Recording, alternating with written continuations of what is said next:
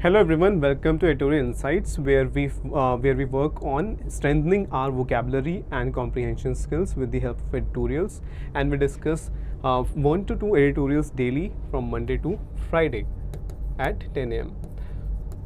Alright, so जो first इस ये बैंकिंग वीडियो कोर्स के बारे में आपको जिनको नहीं पता मैं एक बार फिर बता देता हूँ कि आप परचेज़ कर सकते हैं अभी PM10 कूपन कोड यूज़ करके 10% डिस्काउंट आप अवेल कर सकते हैं वीडियो कोर्सेज़ पे, और आप सब्जेक्ट वाइज परचेज़ कर सकते हैं। ये कवर करते हैं प्रीलिम्स से मेंस तक और सभी टॉपिक्स कवर करते हैं, और हर डिफ़िकल्टी लेवल के क्वेश्चंस इसमें हमने कवर किए हैं, तो आप आज ही इसका बेनिफिट ले सकते हैं।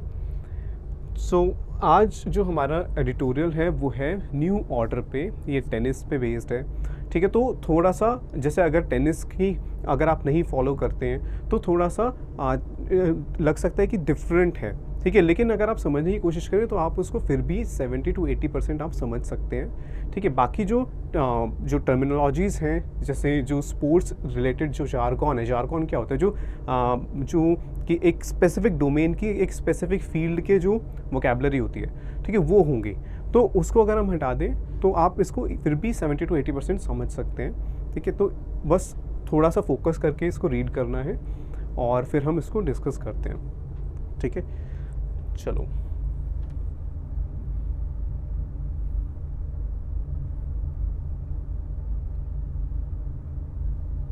नेक्स्ट।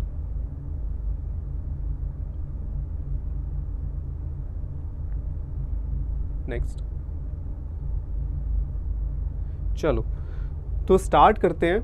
बहुत इंटरेस्टिंग एडिटोरियल है ये। अभी जो टेनिस में जो चेंजेस आ रहे हैं वर्ल्ड लेवल पे उसके ऊपर है।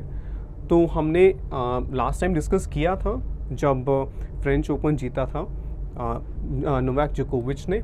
तो अब हम बात कर रहे हैं विंबलडन की। ठीक है, विंबलडन भी एक मेजर टूर्नामेंट है जो टेनिस का, तो उसके ऊपर है। One of sports eternal qualities is its uncanny knack for replenishing itself. ठीक है, अब इसमें कई सारे वर्ड्स आ गए तो हो सकता है ये सेंटेंस थोड़ा चैलेंजिंग लगे। देखो समझते हैं। वन ऑफ द स्पोर्ट्स, अगर हम इटर्नल हटा दें, स्पोर्ट्स की एक क्वालिटी जो है वो ये है कि वो अपने आप को रिप्लेनिश करता है। अच्छा, अगर अनकैनी और नैक भी नहीं पता तो रिप्लेनिश करता है, यानी अपने आप को वो कंप्लीट करता है, रिस्टोर करता है अपने आप को स्पोर्ट। अच्छा, अब इटर्नल क्या होता है? जो हमेशा के लिए रहता है। तो स्पोर्ट की ये इटर्नल यानी कि हमेशा रहने वाली एक क्वालिटी है कि वो इज इट्स अनकैनी। अनकैनी होता है कोई चीज़ स्ट्रेंज लगती है आपको, कुछ डिफरेंट लगता है। तो ये एक अलग सी क्वालिटी है स्पोर्ट की कि स्पोर्ट अपने आप को रिप्लेनिश करता है, अपने आप को रिस्टोर करता है, पूरा करता है। अच्छा, नैक होता है स्किल। तो ये स्पोर्ट की स्किल है कि वो अपने आप को रिप्लेनिश करता है। अभी कैसे करता है रिप्लेनिश, ये देखते हैं। The old gives way to the new and the past yields place to the future.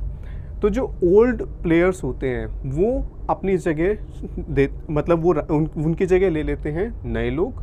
ठीक है, द ओल्ड गिव्स वे, जो भी कोई उसमें ओल्ड लोग होंगे या ओल्ड जो सिस्टम्स होते हैं वो उनकी जगह आ जाती हैं नई चीज़ें। And the past yields place to the future, और जो पास्ट है उसकी जगह आ जाता है future.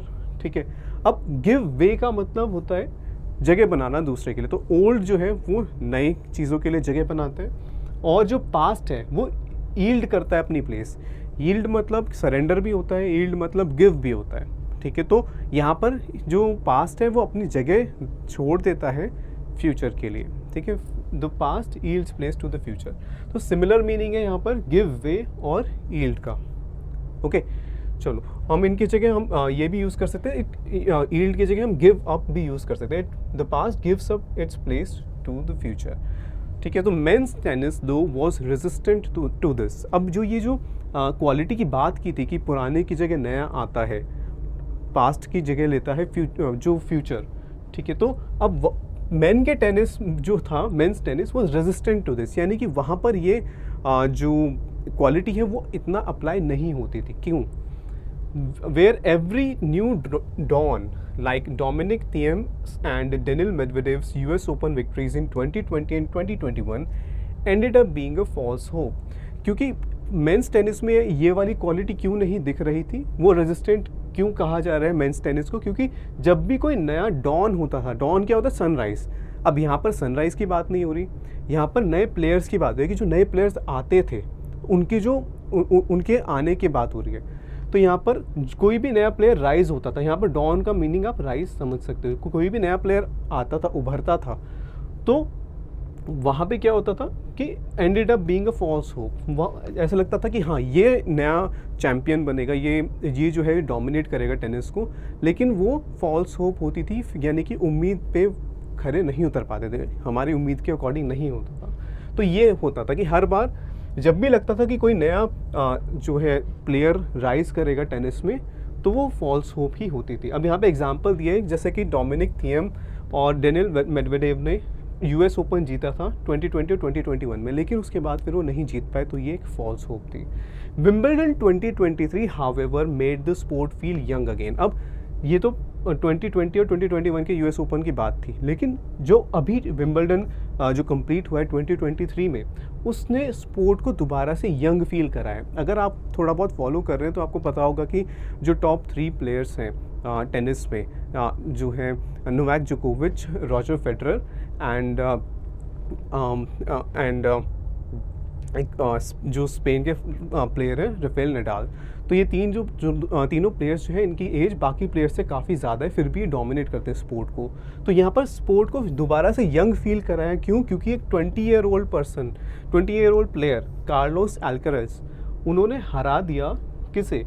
4 time defending champion Novak जोकोविच को।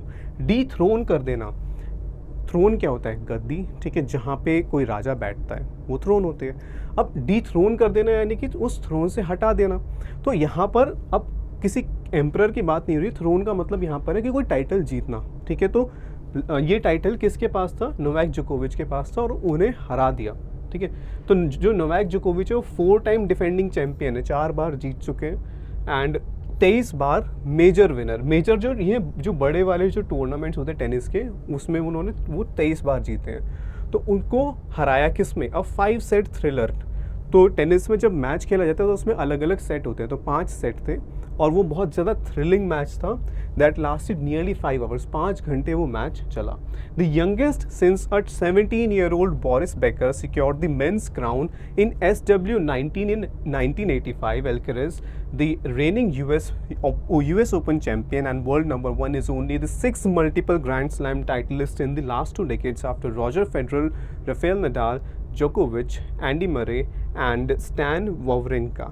तो यहाँ पर क्या कहा जा रहा है कि लास्ट टाइम जिसने जो यंगेस्ट जिसने जो जीता था 17-year-old पर्सन जो थे प्लेयर बोरिस बेकर, उन्होंने जीता। उनके बाद यंगेस्ट प्लेयर है कार्लोस अल्काराज, जिन्होंने ये टूर्नामेंट जीता, ठीक है। अब अल्काराज जो है वो रेनिंग यूएस ओपन चैम्पियन है, तो अभी उन्होंने यूएस ओपन भी जीता और उसके बाद अब विंबलडन भी जीत लिया। तो इससे क्या बना? वर्ल्ड, और करंटली वर्ल्ड नंबर 1 रैंक है। तो he is only the 6th multiple grand slam titlist. ये ग्रैंड स्लैम्स होते हैं, जैसे कि हम फ्रेंच ओपन की बात करते हैं, यूएस ओपन, ठीक है, विंबलडन, तो ये सब हैं ग्रैंड स्लैम्स। तो एक से ज़्यादा जो टूर्नामेंट जीतने का वो मल्टीपल ग्रैंड स्लैम जो है टाइटल जीत जाएगा।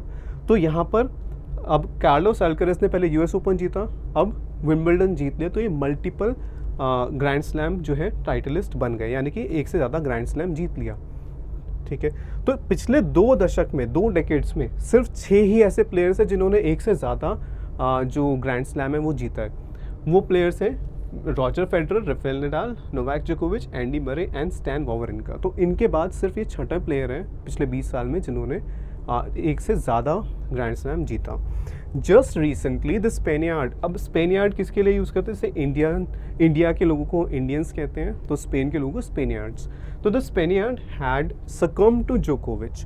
अभी रिसेंटली क्या हुआ था, जब हमने लास्ट जो एडिटोरियल हमने टेनिस पे डिस्कस किया था उसमें फ्रेंच ओपन की बात थी, जहाँ पे इन्हीं दोनों का मैच हुआ था सेमीफाइनल में, नोवाक जोकोविच और कार्लोस अल्काराज। तो वहाँ पर कार्लोस अल्काराज हार गए थे जोकोविच से। तो सकम टू जोकोविच, सकम कर देना यूज़ होता है जहाँ पर कोई हार मान लेता है, ठीक है, या फिर डेथ हो जाती है किसी की, ठीक है। तो ही सकम टू इंजरीज, ठीक है। हम अब साथ साथ हम वो वर्ड्स भी डिस्कस कर रहे हैं जिनकी डिफरेंट मीनिंग्स हो सकते हैं। तो एक तो हो जाता है डेथ, सकम, दूसरा हो जाता है सरेंडर, किसी के सामने घुटने टेक देना है, हार जाना। तो यहाँ पर कहा जा रहा है कि जो ये स्पेन के प्लेयर थे, यहाँ पर किसकी बात हो रही है, सेकेंड मीनिंग की बात हो रही है, हार जाना है या किसी के सामने घुटने टेक देना। तो ही हैड सकम्ड टू जोकोविच, जोकोविच के सामने हार गए थे। 16 ईयर्स है सीनियर, जो ये जोकोविच है वो कार्लोस अल्करेज से 16 ईयर्स सीनियर हैं, 16 साल बड़े हैं एज में। तो in the French Open semifinals owing to stress induce full body cramps, तो ये फ्रेंच ओपन के सेमीफाइनल में ये हुआ था। और ये क्यों हारे थे, क्योंकि स्ट्रेस इंड्यूस यानी स्ट्रेस के द्वारा किए गए, स्ट्रेस से होने वाले फुल बॉडी क्रैम्प्स की वजह से, क्रैम्प्स होते हैं मसल पेन, तो फुल बॉडी मसल पेन की वजह से वो हार गए। On Sunday after he lost the first set, अब ये तो बात थी कि जब फ्रेंच ओपन हुआ था तो उसमें हार गए थे, लेकिन अभी विंबलडन की बात हो रही है। अब ये ऑन संडे यहाँ पर विंबलडन की बात हो रही है। तो एक फर्स्ट सेट हारने के बाद, तो अब विंबलडन के मैच में जिसमें कार्लोस अल्करेज जीत गए, ठीक है, तो उसमें क्या हुआ, पहला सेट हार गए, 5 सेट में से फर्स्ट सेट हार गए कार्लोस अल्करेज, और एक सेट पॉइंट डाउन थे सेकेंड सेट में, सेकेंड सेट में भी पीछे चल रहे थे, ठीक है। अल्करेज ऑड्स नोज डाइव, तो पहला सेट हार गए और सेकेंड सेट में भी 1 पॉइंट पीछे चल रहे थे। तो इस यहाँ पर फिर उनके जो चांसेस थे, ऑड्स क्या होते हैं, चांसेस, तो अल्करेज के चांसेस नोज डाइव, जब कोई चीज़ नोज डाइव करती है, प्लेन जब नोज डाइव करता है तो बिल्कुल नीचे वर्टिकली नीचे जाता है, तो यानी बहुत ज़्यादा कम हो गए थे चांसेस। तो फिर क्या हुआ, द सर्व, अब यहाँ पे सर्व कौन है, ये नोवाक जोकोविच है, ठीक है, जो जिसके अगेंस्ट खेल रहे थे कार्लोस अल्करेज। तो the serve had lost just 6 of 329 completed best of 5 set contests in which he had won the first set and just 1 of 272 in which he had won the opening 2। इसका क्या मतलब है, ये कहा जा रहा है कि जो जोकोविच है 329 में से सिर्फ 6 ही हारे थे, सिर्फ 6 ही मैच हारे थे जिसमें फर्स्ट सेट जीत लिया था, ठीक है। तो ये जोकोविच जो है, उन्होंने जो 392 जो मैचेस खेले 5 सेट वाले, उनमें से सिर्फ 6 में हारे, बाकी सब में जीते, जिसमें उन्होंने फर्स्ट सेट जीत लिया था। और उसके अलावा अगर हम बात करें कि अगर पहले 2 सेट जीत लिए तो उनमें से सिर्फ वो 1 मैच में ही हारे थे जोकोविच। तो इतना पीछे चल रहे थे Carlos अल्करेज, but अल्करेज turn it around, लेकिन अल्करेज ने इसकी दिशा मोड़ दी। टर्न इट अराउंड मतलब रिवर्स कर the direction, with a nerveless display of audacious shot making। nerveless होता है confident, ठीक है, अपने नर्व्स पे कंट्रोल हो जिसका, तो nerveless display यानी क्या शो किया उन्होंने, audacious shot making, जो बहुत courageous, बहुत बहादुरी के साथ अपने शॉट्स खेले। to usher in the new order, usher in मतलब to bring in, तो उन्होंने एक नया ऑर्डर शुरू किया कि जब उन्होंने एक इतने बड़े प्लेयर को हरा दिया, और वो भी पहला सेट हारने के बाद, तो ये अपने करेजियस शॉट मेकिंग की वजह से उन्होंने एक नया ऑर्डर शुरू कर दिया टेनिस में। Okay, there was however one tradition in the men's game that Alcaraz kept up. अब ये सब चीज़ें तो चेंज कर दी कि एक जो इतने टाइम विनर हैं जो नोवाक जोकोविच, उनको हरा दिया, ठीक है, ये सब चीज़ें चेंज हुई, लेकिन क्या ट्रेडिशन है जो चेंज नहीं हुआ, केप्ट अप मतलब क्या ट्रेडिशन कंटिन्यू किया कार्लोस अल्करेज ने। Ever since Federer won his first major at Wimbledon 2003, prodigiously talented players have toppled the established rather than wait for a void to slip into। इस sentence को समझने की कोशिश करते हैं। देखो, ever since Federer won his first major, जब से रॉजर फेडरर ने अपना पहला मेजर, ठीक है, पहला जो मेन टूर्नामेंट है वो जीता विंबलडन 2003 में, तब से क्या प्रोडिजियसली, प्रोडिजी कौन होता है, जो बहुत एक्सट्रीमली टैलेंटेड पर्सन, ठीक है, प्रोडिजी बहुत ज़्यादा टैलेंटेड पर्सन होता है वो, और स्पेशली कम एज में अगर बहुत ज़्यादा टैलेंटेड कोई पर्सन होता है उसको प्रोडिजी कहते हैं। तो प्रोडिजियसली यानी कि एक प्रोडिजी की तरह, एक बहुत टैलेंटेड पर्सन की तरह जो लोग हैं, प्लेयर्स हैं, उन्होंने क्या किया है, टॉपल किया है, हराया है, डिफीट किया है। The established rather than wait for void to slip into. तो ये एक ट्रेडिशन बन गया है मेंस टेनिस में कि जो नए जो एस्टैब्लिश्ड पॉपुलर प्लेयर्स होते हैं उनको हरा के कोई नया चैम्पियन बनता है। उनके रिटायर होने का वेट नहीं करते कि वो रिटायर हो जाएंगे और फिर कोई उनकी जगह लेगा। तो यहाँ पर यही कहा गया है कि एस्टैब्लिश्ड यानी कि जो एस्टैब्लिश हो चुके हैं प्लेयर्स उनको हरा के कोई चैम्पियन बनता है, ना कि रैदर देन ना कि wait for a void to slip into, या ना कि इंतज़ार करें कि कोई प्लेयर रिटायर होगा और फिर एक वॉइड, एक गैप बन जाएगा, ठीक है, जहाँ पे वो अपने आप रैंक 1 पे आ जाएंगे या जो है टॉप प्लेयर्स में गिने जाएंगे। ऐसा नहीं है। 2003 से हमेशा ये हो रहा है कि कोई ना कोई एस्टैब्लिश्ड प्लेयर्स को हरा के उनकी जगह ले रहा है, ठीक है। तो ये एक ट्रेडिशन बन गया है मेंस टेनिस में। Nadal did that to Federer. तो राफेल नडाल ने फेडरर के साथ ऐसे किया था, फेडरर को हराया था और जो है उनकी जगह ली थी। कब? जब 2008 में विंबलडन में वो जीते थे और जोकोविच ने दोनों को, नडाल को भी और फेडरर को भी हराया था इसी तरीके से। और अब किसने हराया? अब कार्लोस अल्कराज ने नोवाक जोकोविच को हराया, ठीक है। तो और ये कहाँ पर हुआ? Across surfaces. टेनिस अलग अलग सरफेसेस पे खेला जाता है, जैसे ग्रास और क्ले। तो अक्रॉस सरफेसेस यानी कि हर तरह के सरफेसेस पे हराया गया for a good part of the last decade, ठीक है। तो पिछले 10 साल में यही चलता रहा, जो ये बताया गया कि नए प्लेयर्स ने पुराने जो एस्टैब्लिश्ड प्लेयर्स थे उन्हें हराया। Alcaraz has embarked on a similar path. तो जो कार्लोस अल्कराज है वो भी एम्बार्क करना, एक रास्ते पे चलना शुरू करना, एक जर्नी शुरू करना, तो वो भी इस रास्ते पर चल पड़े हैं, सिमिलर पाथ पे। To first fail his predecessors. Fail का मतलब क्या होगा? कोई बताएगा फेल का मीनिंग? देखो, फॉल, अब काफ़ी लोग कहेंगे कि फॉल होता है, ठीक है, फेल होता है, सॉरी मैंने फील लिख दिया, फेल होता है, ठीक है, और फॉलन होता है। ये क्या होता है? फर्स्ट, सेकंड और थर्ड फॉर्म्स होती हैं, लेकिन एक और फेल बेस फॉर्म भी होती है, जैसे fail, failed and failed.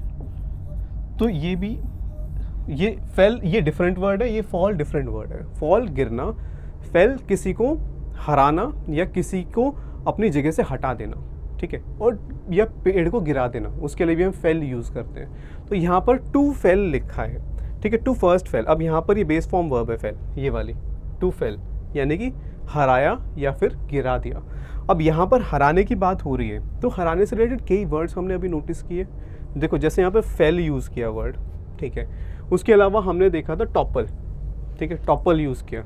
Topple भी गिराना होता है और हम उसको डिफीट के लिए भी यूज़ कर सकते हैं, टॉपल किया।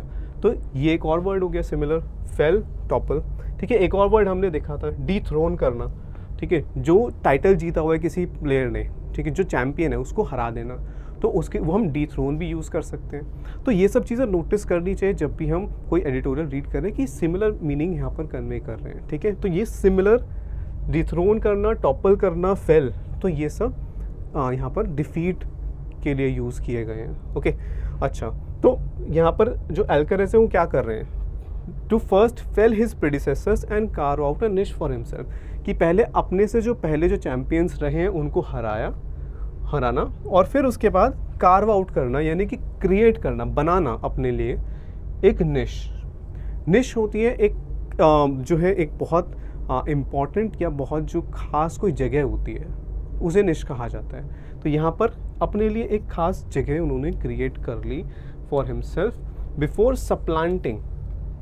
सप्लीमेंट और सप्लांट में कंफ्यूज नहीं होना। सप्लीमेंट करना यानी किसी को और ज़्यादा इम्प्रूव करना, और ज़्यादा उसके क्वालिटीज़ में कोई चीज़ ऐड कर देना, लेकिन सप्लांट होता है किसी को रिप्लेस कर देना, किसी की जगह ले लेना।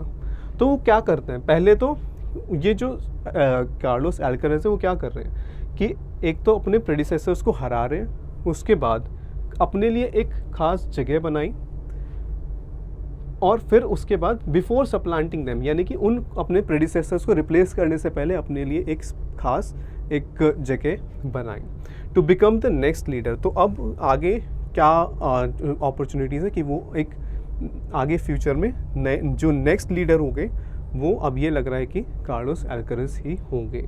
द वुमेंस गेम, अब यहाँ पर अभी तक हमने मेंस टेनिस की बात की थी, अब विमेंस टेनिस की बात करते हो तो the women's game has not quite lent itself to such immaculate succession plans. अब जैसे मेंस टेनिस में आपने देखा कि रॉजर फेडरर, ठीक है, उनको फिर डिफीट करके, टॉपल करके फिर आते हैं जो प्लेयर थे राफेल नडाल, ठीक है, तो राफेल नडाल को फिर हरा के कौन आते हैं, नोवाक जोकोविच ने राफेल नडाल को भी और रॉजर फेडरर को भी डिफीट किया।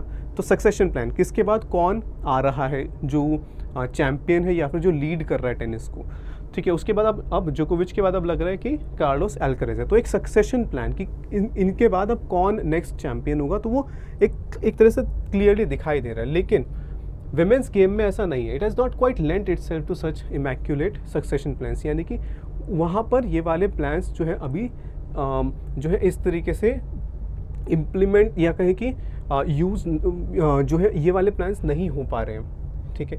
It has not quite lent itself to such immaculate, जो कि कोई भी चीज़ में जो कोई कमी नहीं होती, कोई फॉल्ट नहीं होता, ठीक है, परफेक्ट होती है कोई चीज़। तो इस तरह के परफेक्ट प्लान्स जो सक्सेशन होता है उत्तराधिकारी, ठीक है, तो यानी कि एक जब प्लेयर रिटायर होगा तो उसकी जगह कौन लेगा। तो यहाँ पर है कि जैसे मेंस टेनिस में सक्सेशन क्लियर है, विमेंस टेनिस में ये क्लियर नहीं है, ठीक है। तो and in Marketa Vondrousova it had another first time slam winner. तो अब क्या हुआ कि वहाँ पर ये जो प्लेयर है मार्केटा वोंड्रुसोवा, ये फर्स्ट टाइम स्लैम विनर है, यानी कि पहली बार उन्होंने एक ग्रैंड स्लैम जीता। The crafty 24-year-old from the चेक रिपब्लिक। तो ये किसकी बात हो रही है, अभी जिस प्लेयर का नाम लिया है उसी के बारे में बताया जा रहा है कि ये जो स्किल्ड क्राफ्टी यानी स्किल्ड 24-year-old चेक रिपब्लिक से जो ये प्लेयर है वॉज अप अगेंस्ट। जब आप अप अगेंस्ट होते हो तो आप किसी के खिलाफ या किसी से कॉम्पीट कर रहे हो, तो वो किससे कॉम्पीट कर रही थी, सेंटिमेंटल फेवरेट इन ट्यूनीशियाज ओन्स जेप्योर। तो ये किसके अगेंस्ट मैच खेल रही थी, वो थी जो लोगों की फेवरेट थी, वो थी ons जेप्योर।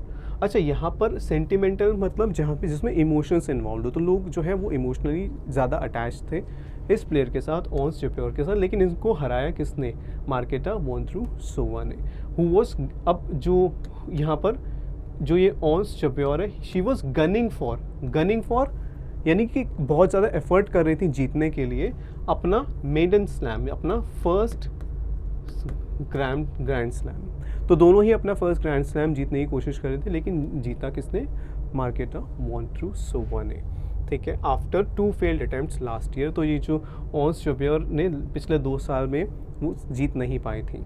But Vondrousova drew well from her experience of having played an equally talented but less flashy opponent. लेकिन जो वोंड्रुसोवा वो कैसे जीती, उन्होंने अपना जो एक्सपीरियंस है वो यूज़ किया, उससे उन्होंने वो एक और इक्वली टैलेंटेड, बराबरी के टैलेंट वाली एक और प्लेयर से जो कि ऐश बार्टी है, उनके साथ उन्होंने 2019 फ्रेंच ओपन फाइनल खेला था। तो उस एक्सपीरियंस को यूज़ करके जीता ये। अच्छा, फ्लैशी होता है जो बहुत ज़्यादा नोटिसेबल होता है, ठीक है, शो ही होता है। तो वो जो ऐश बार्टी है वो इतना ज़्यादा नोटिसेबल नहीं है प्लेयर मीडिया में, तो उनको हराया था। टू डिसमेंटल जेप्योर, तो डिसमेंटल मतलब जब आप प्लेन को डिसमेंटल करते हो, शिप को डिसमेंटल करते हो या कार को, तो आप उसके अलग अलग पार्ट्स हटा देते हो, ठीक है। मशीन को तो आप डिसमेंटल कर सकते हो, लेकिन आप एक पर्सन को, एक प्लेयर को कैसे डिसमेंटल करोगे। तो यहाँ पर इसका मीनिंग ये कन्वे होगा कि डिफीट, बुरी तरह हरा देना, कि जैसे आप डिस्ट्रॉय कर देते हो, ठीक है, उसके अलग सारे पार्ट्स अलग कर दिए मशीनरी के, तो वही मीनिंग है कि यहाँ पर भी बुरी तरह से हरा दिया इन प्लेयर को। द वर्ल्ड नंबर 6, तो वर्ल्ड नंबर 6 जो ओन्स जेप्योर थी उनको हरा दिया। और उसके बाद जो वोंड्रुसोवा है, she became the first unseeded Wimbledon women's singles champions in the open era, ठीक है। इस पर हम इतना फोकस नहीं करेंगे, काफ़ी सारे जो जारगॉन है कि अब अनसीडेड प्लेयर क्या होता है, ठीक है, अब वो सब हम डिस्कस नहीं करेंगे। और पर ये है कि ये जो टाइटल है ये पहली बार जीतने वाली विमेन बन गई, ठीक है, जिन्होंने ये विंबलडन जीता। ओके, तो यहाँ पे हमने काफ़ी इम्पॉर्टेंट वर्ड्स देखे, वर्ड्स एंड फ्रेजेस, और ये भी देखा कि जैसे कि जो फॉल और फेल में क्या डिफरेंस होता है, सकम जो है अलग अलग तरीके से यूज़ किया जा सकता है, और डिफीट के लिए हम अलग अलग वर्ड्स यूज़ कर सकते हैं, जैसे डिथ्रोन, टॉपल और डिथ्रोन, टॉपल, एंड हमने एक और वर्ड भी लिखा था यहाँ पर, ठीक है, डिसमेंटल भी यूज़ कर सकते हैं। ओके, तो फेल, ओके, तो ये वर्ड्स हम यूज़ कर सकते हैं हराने के लिए, और रिप्लेस करने के लिए हम यूज़ करते हैं सप्लांटिंग। तो ये सब वर्ड्स हमें पता होने चाहिए, ठीक है। तो ये रहा जो इम्पॉर्टेंट वर्ड्स एंड फ्रेजेस थे। ओके, यहाँ पर स्किल्ड नहीं होगा, स्किल्ड होगा, स्किल्ड एट डूइंग समथिंग, ठीक है।